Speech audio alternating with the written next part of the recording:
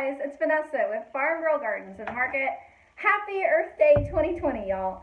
And I just wanted to pop on here and share an activity that I do for Earth Day. I am in my greenhouse and we do have baby chicks, so you're going to hear those in the background. I apologize.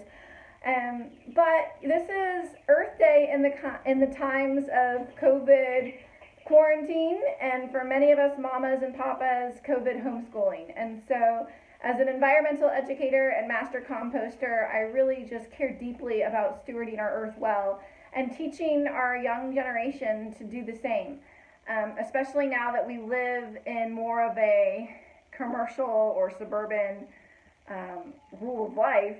Many of us did not grow up with gardens. Many of us did not grow up growing our own food, and as a result, many of our children are missing that critical agricultural component in their education and in just their well-roundedness for life skills, in my opinion. So one of the ways I wanted to promote and encourage Earth Day this 2020, especially with the kiddos in mind and all of you mamas who are doing your best homeschooling them just like me, I wanted to share DIY seed bomb activity with you. And so I actually do make these DIY seed bomb kits. They're available for local pickup. If you're local to me, it's $10 per kit. All of the proceeds from the purchase of this kit goes towards our nonprofit organization, Farmgirl Gives, which helps empower and equip nonprofit organizations and school gardens by providing environmental education to their classrooms and outdoor grow spaces. So now that I've told you a little bit more about what this is and how you can get your hands on it, let's do a seed bomb activity. So seed bombing is basically in permaculture or in what's considered guerrilla gardening is when you basically create a material, whether that's clay, flour, or soil, that you are mixing seeds into. Those seeds need to all kind of be similar either in season requirements or growing requirements. So like things with like things. When you mix those materials together and you create a little round ball of seeds and let it dry, and then later go and throw that seed bomb into an open prairie or an area of your yard that you want to create more of a prairie or native environment, attract pollinators, or really just beautify an area that might be difficult for you to get in, seed bombs are a great way to do that. It's also a great way to use up those end of season seeds while you can absolutely save and store your seeds, and you should, because seeds will last when well stored for years. In fact, scientists have actually propagated seeds that were pulled out of ancient Egyptian tombs. So, I mean, take care of your seeds, they'll take care of y'all. But oftentimes we have extras, or if you're anything like me, we're dealing with a lot of seeds and sometimes things get mislabeled. So if I know that I have just kind of a grab bag selection of seeds that all kind of require the same requirements, I like using them in this application as a seed bomb. And so for my recipe, and every recipe is different, but in my recipe, I like to use a 3-to-1 ratio. And so that's 3 parts substrate or soil to 1 part flour. Now, it is important when you are making a seed bomb, if you're going to use soil, I actually recommend using something sterile like a coconut coir or a potting mix or a seed sowing mix. That is simply just so that you make sure that you're not introducing any bad bugs or spores into your space that you're working in, and then also so that you can store these seed bombs for long-term storage. If you are not interested in storing them for long-term storage, if you're just going to make them and use them, then the best thing for you to do is to take advantage of the wealth of clay that we have in our area and have your kiddos or you just go and actually harvest some clay from your own backyard. If you're in Texas in our area, you have it in your backyard, guarantee it. But in these kits, I do use coconut coir, but clay is a great replacement and freely sourced alternative. So that's a 3-to-1 mixture, whether that's clay and soil to 1 part flour. Now, flour these days can be a little bit difficult to find. Certainly do not prioritize using flour in this mixture over using it to feed your family. The flour is really just acting like the glue. And it's just kind of help make the paste. But truly, if you made a mud pie as a kiddo, you can do this with that as well. So the basic concept is once you have your ratio, you're going to go ahead and pour that into a container. So in here, we've already got it pre-measured, our 3-to-1 soil to flour. Just gonna knock that in. And then one other really important step is the water that you are using really does matter. It needs to be non-chlorinated. So in my house, we have a Berkey filter because we use it all the time. That is not a bad purchase for y'all to make in your self-reliance kit. But for right now, I do know that they are a little bit difficult to source. So the best way to find non-chlorinated water, if you don't have well water or rainwater, is to just go ahead and take your potable tap water, put it in a cup, exposed to light overnight. Or if it's a sunny day, just stick it outside in the sun for about 30 minutes. The reason for that is because chlorine is an excitatory molecule. And so when it's exposed to light, it will actually leave the water that it is in. And so you can quickly dechlorinate your water just by leaving it out and exposed to light, either overnight or if it's a sunny day for at least 30 minutes. So now that we have our non-chlorinated water, we are going to add that. And I typically find that in my ratio, I'm really just using half a cup, but this is all about consistency. We want the consistency of mud. And so I'm going to go ahead and mix that in. I'm just going to pour a little bit at a time.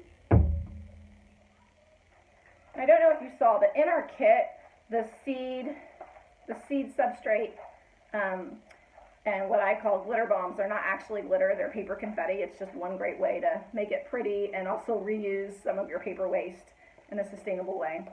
I keep that separate. We're gonna add that to the end, and that is just to make sure you have consistent mixing so that you don't get one seed ball that has all of the seeds and one that doesn't. But as you can see, I'm not quite there yet on making that mud-like consistency, but we're just stirring it until we get there. Great activity for the kiddos, and honestly, when you're watching TV because you are quarantined, when you are at home and you've read all of your books because you are quarantined. This is just a fun activity. And also, what I really love about this one is everything in these particular kits are pollinator focused. And so these are pollinator seed bombs, but you certainly can make seed bombs for vegetables, for flowers, for any type of seed that you're wanting to broadcast install in kind of a fun and mass scale. So, okay, I've got the right consistency here. And now I'm going to go ahead and add in my seeds. And so what I like to do is I like to do a good mixture of pollinator seeds. And so those are things that attract bees and butterflies, ladybugs, lacewings. Those are all our community helpers in the garden, and they help us organically sustain our grow space without the use of synthetic pesticides or insecticides. So I also add all of our paper from our hole punch machine, or from our hole puncher, just because paper is a great source of biocarbon. It will decompose and it makes the bombs a little bit prettier. So mix those in and see what that looks like here. And then we're just stirring. Now, some of y'all might want to get gloves. I think some of the best benefits of playing in the dirt is the microbiota that you get exposed to with the good bugs and bacteria that are in this. So what I do is I just take a little, that's probably about a healthy tablespoon. If my Nana were here, she would just say your meatball size for your baby meatballs. But you're really just squeezing this mixture together. And you can kind of see the white is the flour, and that's really what's acting as the glue. But again, if you had just clay or even just regular mud, I mean, we remember doing this as kids. You don't need anything fancy. Truly the most important part is just picking seeds that all require the same growing conditions so you don't waste your seeds. But once you get a little ball formed, like this, what I like to do is just take an empty egg carton and stick them in there and let them dry. But then I just continue to make my little seed bombs. They really only need to dry overnight. You know, there's not a lot of material in here, and you're squeezing the water out as you're forming them. But if you're going to use them immediately, just let them dry overnight, and then you would broadcast them by throwing them into whether that's your pasture. If you live out here and you've got pasture land that you're not using, this is a great opportunity to get some broadcast pollinator plants out there without you having to risk, going through the high grass and all the bugs and itchy things that come with that. And if you're doing this for long-term storage, then I do recommend that you use a sterile medium, either like a coconut coir or a seed sowing mix. And then when they dry, then you would go ahead and put them in long-term storage, just like you would any seeds, putting it in a bag, dry, cool, and dark. Go ahead and label them so that you don't forget what type of seeds that they are. And you can use these seed bombs. Generally, you want to use them within 6 months, just because you have added water and some type of soil to the seed. So that can decrease the germination success rate if you were to keep it in long-term storage for more than 6 months. But truly, this is a great, easy opportunity for you to get the kiddos involved. You can do this at your leisure, whether it's a rainy day or a sunny day. And it's just a great opportunity to celebrate Earth Day, in a way that not only gets the kiddos involved, helps maybe use up some seed or product that you are not needing for the rest of the season, and also it's just a really good opportunity for us to support the earth and the pollinators that help make our food chain possible. Albert Einstein famously accredited bees to the survival of the human species, such that when bees decline, Albert Einstein said that humans would decline within 2 years after a global bee extinction event were to occur. So bees are hugely important. Every third bite of food that you eat is dependent on the work of bees, and I hope that you will consider making a pollinator seed bomb for your own growing space, or purchasing one from Farmgirl Gives, so that we can continue to do our work in promoting agricultural education for the next generation of young American farmers. I hope that you guys are well, and until next time, bye y'all.